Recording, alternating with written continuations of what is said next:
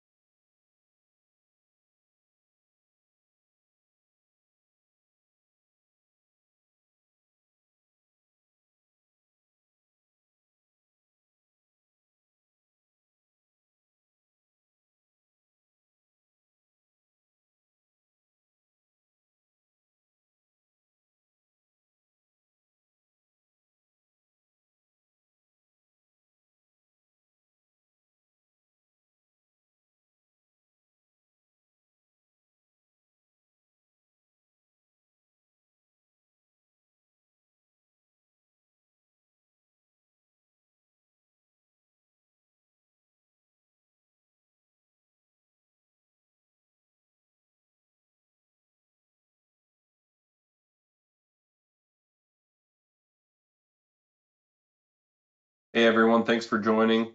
We'll give about 2 to 3 more minutes before we get started. Let a few more people join, and then we'll get going.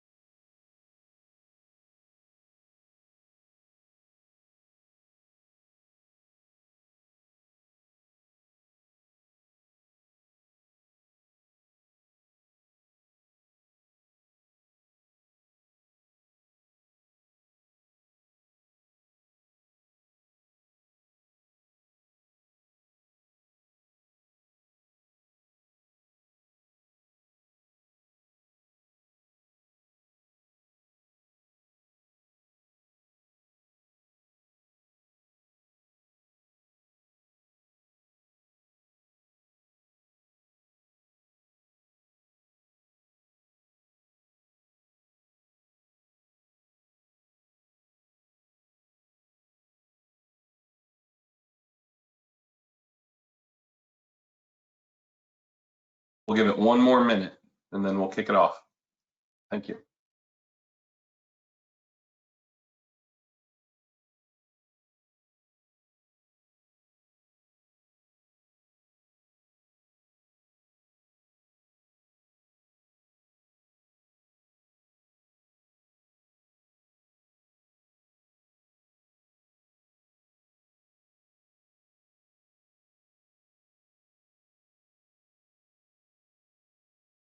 All right. Thank you everybody for taking time to join with us today for the 4th session of our JD Edwards Continuous Innovation web series. Today, we are going to be talking about making advanced pricing work for you in other ways than just for pricing. So if you missed our first 3 presentations, we talked about automating your transfers and inbound shipments through receipts routing.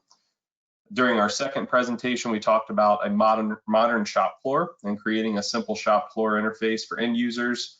Then during our third session, we talked about tracking our customer CRM leads and opportunities all the way through to quotes and how you could plan against those quotes and those sales orders from there. So today we'll talk about advanced pricing. If you missed the first 3 presentations that we had, those are available for you to go out and you can view those. Just follow the bit link that's at the bottom of this recording. I'll give you a chance to kind of copy that down if you want to take that opportunity. Just copy that and then that'll take you straight to the URL where you need to be. Our presenters for the entire series have been myself, Adam Ferris. I'm a solution architect at Terillium. I've been with Terillium almost 9 years now, mainly focusing in the distribution areas, also working with our install-based customers.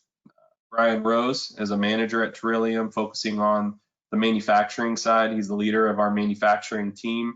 He will be taking the questions for me today, but will also be your presenter for the last session on Thursday.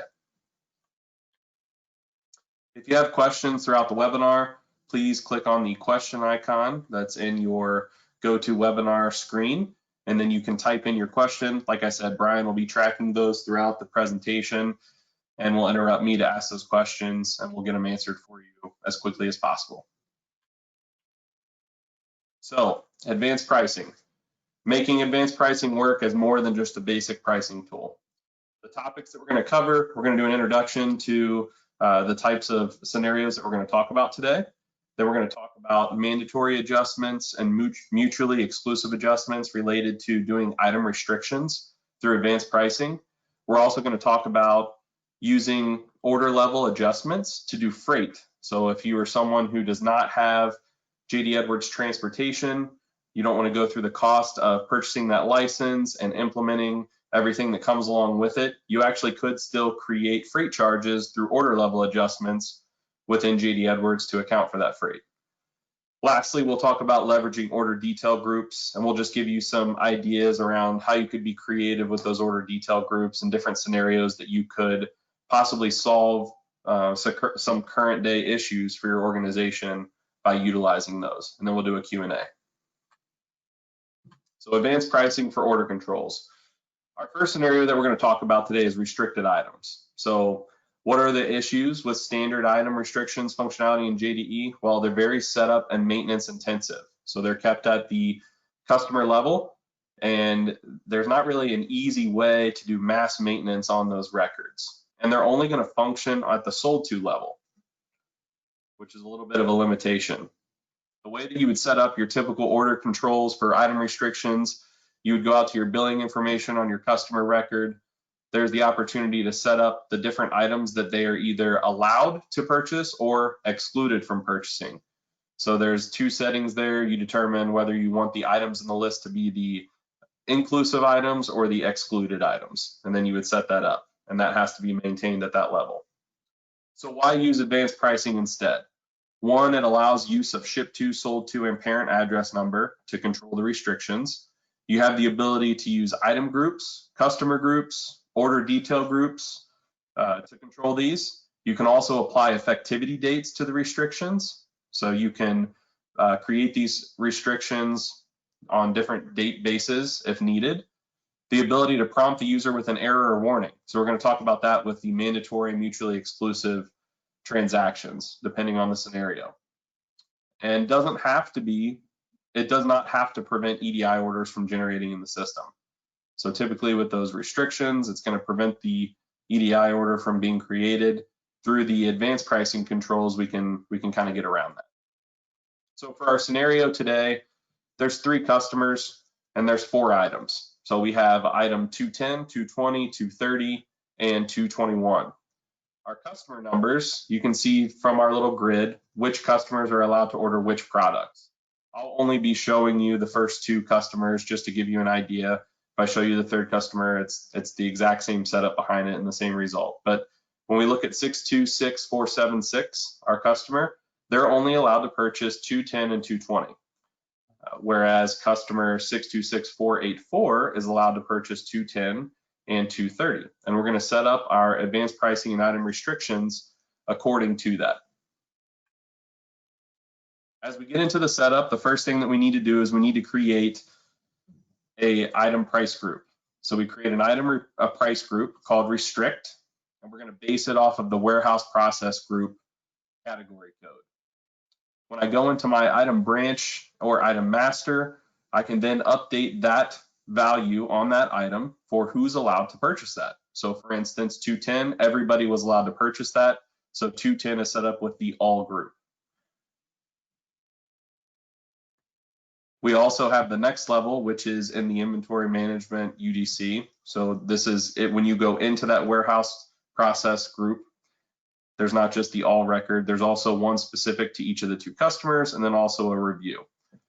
If you want to think of other ways that this would be applicable, those groups could be a lot larger. It's not going to be just singular customers most likely that you're creating there. It's going to be groups of customers that would be allowed to purchase these based on different criteria. So let's talk about mandatory adjustments. For the mandatory adjustment example, the approach closely resembles standard items and restrictions in the sales order that cannot be placed if a non-allowed customer and item combination is entered. So for our first customer, 626476, they're only allowed to purchase 210 and 220. Once we try to enter 230 and 221 onto the order, we will get hard red errors because those mandatory adjustments have been applied. Simple advanced pricing adjustment that requires a matching adjustment detail record is found. So it's going to go out there and it's going to find that record from the advanced pricing detail. This setup does require some caution because it would apply to all sales order lines unless other configuration was applied. So here's an example of what our order is going to look like when we demo it. So those first two items have been entered. You can see that they were fine. As we get to the third and the fourth item on our first customer, they're going to be restricted and they would not be allowed to complete the order with those items up. Additional setup here, we need to make sure that our branch plant constants and our pricing constants are set up to allow for pricing override price. For our adjustment of allowed items, you can see that we have it set up with an item price group of restrict, and we're doing this at a quantity level, and then we're forcing it to be a mandatory adjustment. That's the critical piece to this one. Next, we have to add it to a schedule. So our schedule, we created collab 1. Collab 1 is set up with the allowed adjustment and then also the price and the discount after that. So it does not matter where in the schedule the allowed item adjustment occurs, the result will be the same because it's a mandatory adjustment. And you can see there on the far side of our allowed adjustment in the grid, we have the restrict item group as well that's coming in from that. So let's go in and take a look at that. So the first thing I'm going to do is enter an order.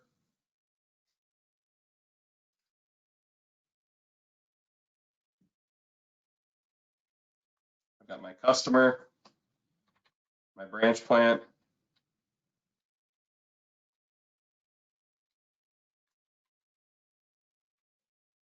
my PO.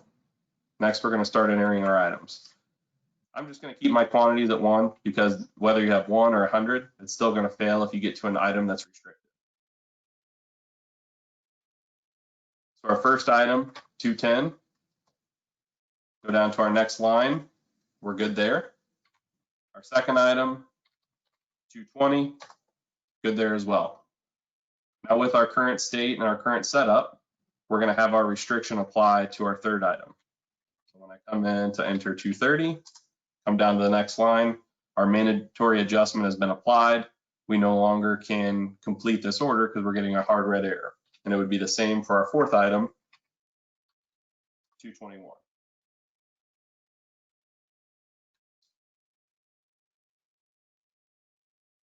If I change up my customer, we'll start with 626484 for the same branch. Put in our PO number, 210. We're good here. 220 was not allowed for that customer, but 230 was. 230 is good. And then 221 will error as well. So let's go take a look at the setup behind this in our adjustments. So I'm going to close out of here. Go back to my adjustment details. So we've got our alloweds that we're looking at right now. So as we come in here, we can see that for the allowed, we've got our restrict set up. For this one, this is based on the all category code. So because the item had all set up, then that cleared it for all of those customers who were set up for that. Next, when we come into this group, this was only set up for 626-476 to be able to purchase it. So just think that if instead of using a customer number here, you could use a customer group and apply it that way.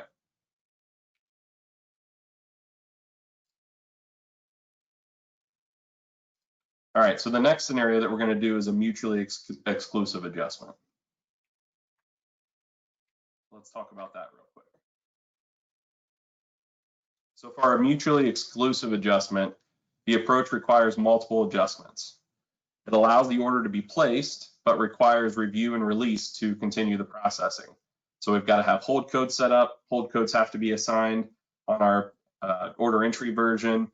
We have to make sure that our hold code constants are set up for each of the branches that we want to be able to apply it to. Although there are multiple adjustments, the setup and maintenance is almost identical to the mandatory adjustment approach. And this gives you some additional flexibility because it allows the order to be created and then someone can go review it and just release it from that point if needed. So in this scenario, we're going to see a warning, which will apply to any of the items that cause issues. So for our same customers, we're going to see the same lines showing warnings that we saw error before. Since we're going to create the sales order in this scenario, the placement of the mutually exclusive adjustment might be significant. So what we've got here is we have the first and the third adjustments are going to be applied, and after the first and third are applied, that's going to raise our error, or not our error, I should say a warning, which is going to trigger our hold code. Here you can see in our adjustments, they're set up as mutually exclusive. When you go to the additional options, and we have a group called restrict, and that's what allows us to make sure that there's only one of these adjustments applied. Once multiple are applied, that's what's going to trigger our warning and our hold ultimately. You'll also see that we have to have our hold code set up on the P4210 version that we're using, along with the hold code constants. So the P4210 order holds must indicate that exact value, and then the hold code has to be defined in that branch, plant, and order line. So why use the mutually exclusive adjustment? It's more flexible than the mandatory adjustment approach. There's no hard error. Provides the ability to trigger the item restriction, but still allow the order to be entered. And then it gives you the review setup approach. It requires consideration of where to apply the validation in relation to other adjustments on the schedule, so pricing, accruals, rebates, etc. And then requires some caution because this would apply to all sales order lines unless there was additional configuration applied than just what we showed you today. So let's take a look at the mutually exclusive adjustment. Now the key to this one is that we have a completely different pricing schedule. So what you would do in your environment is you would determine, do I want to go with mandatory adjustments approach, or do I want to go with a mutually exclusive adjustment approach? And based on that decision, you're only going to have one type within your pricing schedule. For the sake of our scenario today, I'm going to go into our customer and I'm going to update their billing information to the updated schedule. I'm going to go override their schedule to collab 2.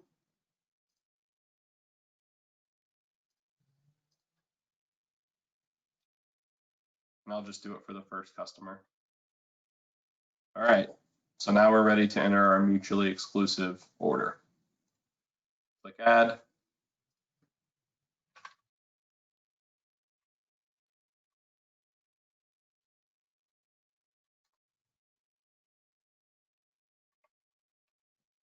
We're using our same items.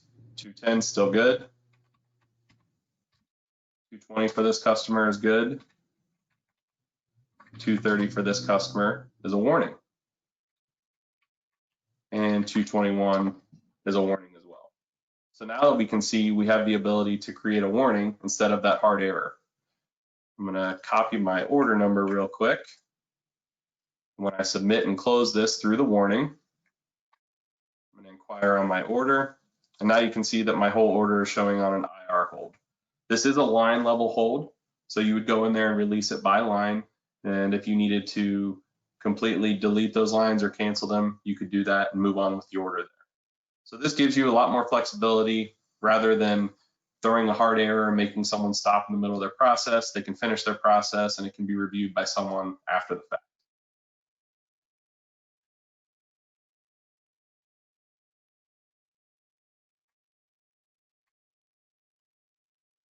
Moving on to our order level adjustments for freight.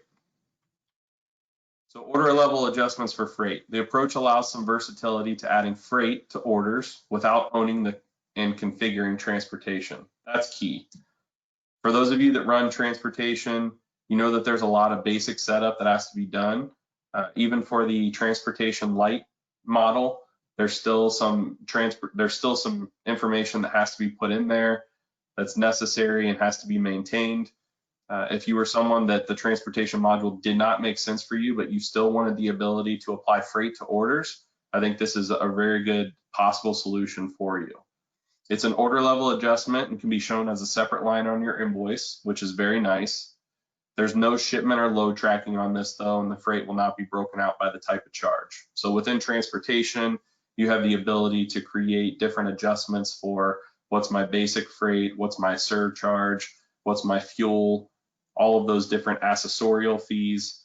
You can apply all of those. For this, it's going to only work for a scenario where you have a flat rate, or maybe if you're in an organization that you're not worried about having 100% of freight paid exactly, then you could come up with basic charges that you want to charge your customers. So for instance, in our scenario, we're going to have parts orders. All of the parts orders have percentages based on the overall amount that they have freight applied for. So if you order 100 parts, then you're getting charged 3.5% freight charge, and you know that that's going to cover your freight, and it might even cover a little bit more. As far as our freight by order, the order level adjustment is added after you submit the order through the R42750 program.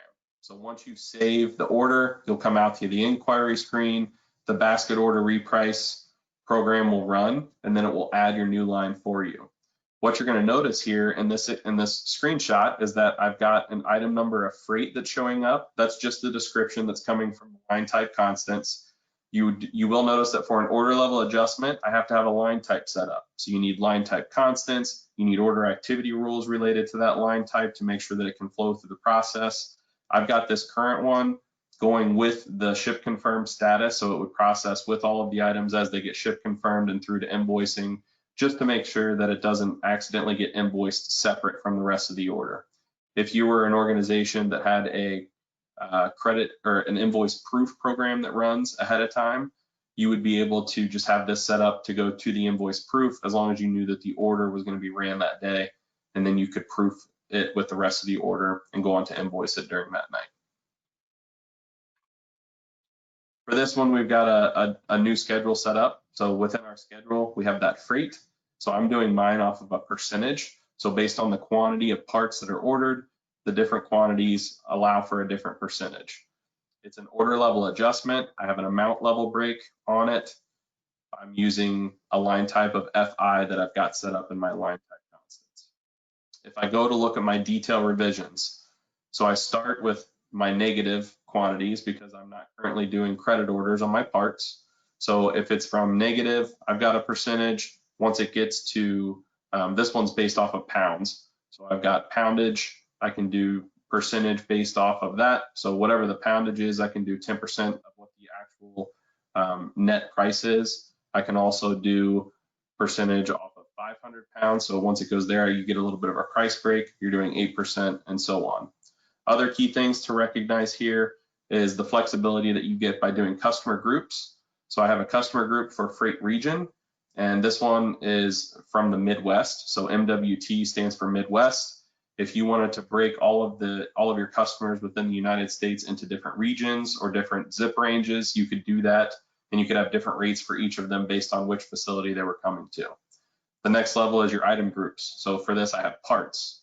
You could have finished goods. You could break all of your items up into different categories. You could do your item groups by weights.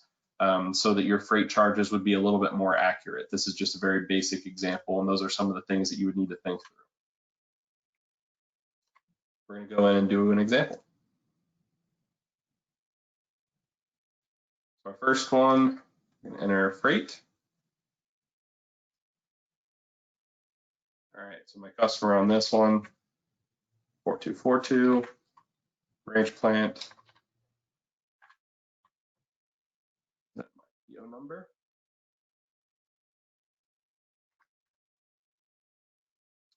I'm going to do 225 of item 2007, 150 of item 214. All right, so as you can see, right now I have my extended price for both of these lines. There's not a third line on here for my order level adjustment. From here, you can also see that I've got some items that are going to end up back ordered that aren't ready yet. So I'm going to copy my order number, submit and close through this. Once I come out here, I give my order a chance for that basket order reprice program to run. Now when I do a find, it's ran and it's added my freight line, and I can see the freight that was applied of $191 freight on that order. You'll also notice that the status comes in with a 920 because it was added through order repricing for any of you who aren't currently doing order level adjustments or any basket order repricing. And the next status is 560, allowing it to go through when I ship confirm the rest of my order. So that's a really nice way to be able to add freight. I've also had other customers where I've utilized this for very different types of charges as far as taxes and things like that. It's very flexible and can be used for a lot of different scenarios depending on what your specific business case might be. All right, and last, we've got a few more slides that I want to talk through on kind of how you could use additional order groups. So leveraging your order detail groups to make sure that you're kind of thinking outside of the box with how to use advanced pricing. So advanced pricing, just as a flat statement, it's kind of the equivalent of a rubber band. So with some creative thinking, the uses are much wider than anything it was designed for. It's initially designed for just being able to treat complex pricing scenarios on items, except you've seen 3 different examples today of how it was able to be used to kind of manage orders. The freight example is a form of pricing, but it's also something that's not inherently available typically without transportation. So using order level the order detail groups, that allows for attributes of the sales order to drive advanced pricing controls. And that's a key advantage whenever you're trying to think outside of the box as far as just how can I make this order stop or do something that I need it to do that's not an inherent feature of JD Edwards. So for instance, if we think about utilizing the business unit and company and the header business unit, payment terms, and order type, if we use those 5 order detail group category codes from the item or from the line, we would be able to do things like create rules for our virtual RMA branch. We would be able to do things like controls for 3PL sites. We could do rules for credit orders. We could prevent the sale of certain items by branch or by company. We could hold orders with prepayment terms. I know prepayments is usually a tricky thing to do within JD Edwards on the sales side. So you could create some special order holds by using those order detail groups for things like that and utilizing your basic preferences as well. If we went on to control adjustments dependent on transportation criteria, so that center column is all transportation type criteria that come from the item. So controlling shipments based on customer, mode of transport, carrier. We could drive controls and pricing based off of shipping zone. So you could use that shipping zone for different freight charges. We could prevent the shipment of specific combinations of product types and require approved carriers with specific modes of transportation off of that. And that's even without utilizing transportation. And then we also have the ability to drive controls and rules off the values that are set with the advanced preferences For instance, like making controls dependent on detail values being set by preferences. So price codes can be set by preferences. Your end use can be set by preferences. I don't have that boxed here, but the end use is another one of those that can be set. Your from grade, your through grade, your potencies, order type. So ultimately, I want you guys to think about advanced pricing is really about thinking outside of the box and using this as a tool that can help solve some of those scenarios that you might not inherently think of it being able to solve.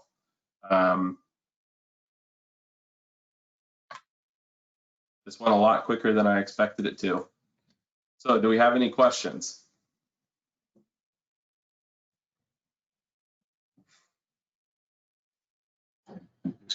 Hey, Adam, nothing right now. We'll give it a couple seconds and see if we have some trickle in. Okay.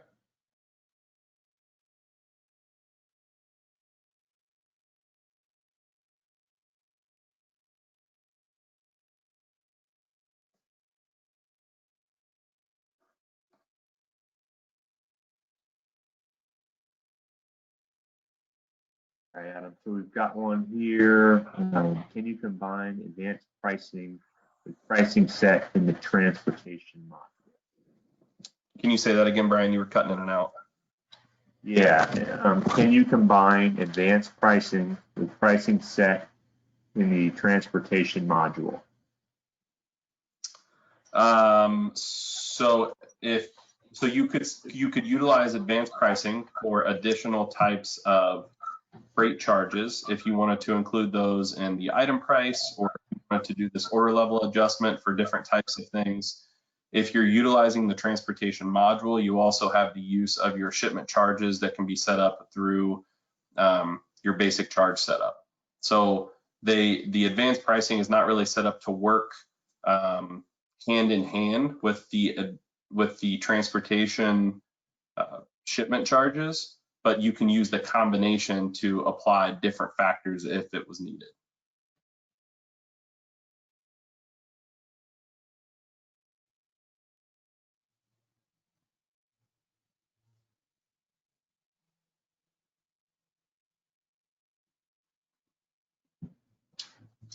All right, another one just came in. So it says in your demo, even though 2 of the lines were restricted, it held back all lines. Can it just be the line items restricted? So if you're talking about the mandatory adjustment example, in the mandatory adjustment, it means that on that order, that adjustment must be able to be applied if it happens to fit one of the criteria, which it did. So if that happens, it's going to be a hard error, which will exclude the entire order from being able to be saved. That's where you would want to, if that was something that you wanted to get around, you would want to use the flexibility of utilizing the mutually exclusive adjustment so they could just go on hold. Or what I could have done is I could have just canceled that line and continued to move on, because it would have been a red flag that would have shown up to one of my customer service reps saying, oh, you can't order that with this item combination. You're going to need to change it to a different item. And hopefully whatever that other item, maybe you have some substitutes for it, or something like that, that they could go to and say, you can't buy this with that, but you could buy this other item, and then they would be able to finish the order.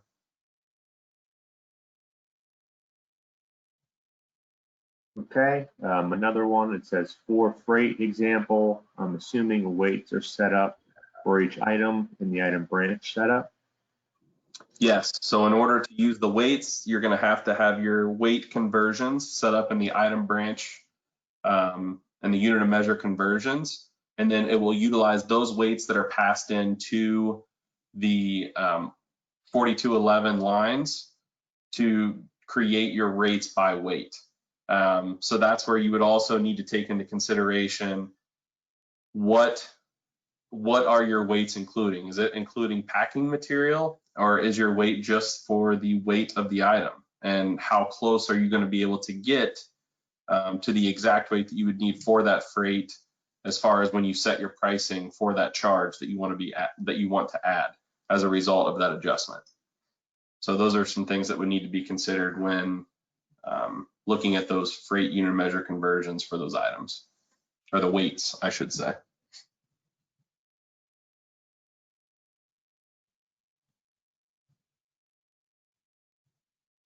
And this, I feel like this is one of those topics that it's hard to kind of think of a lot of scenarios right off the top of your head where it might apply.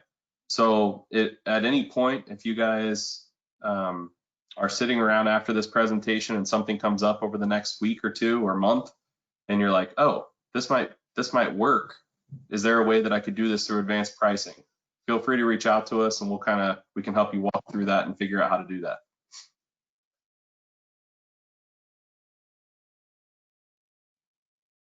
Yep, and that looks like all the questions that we have.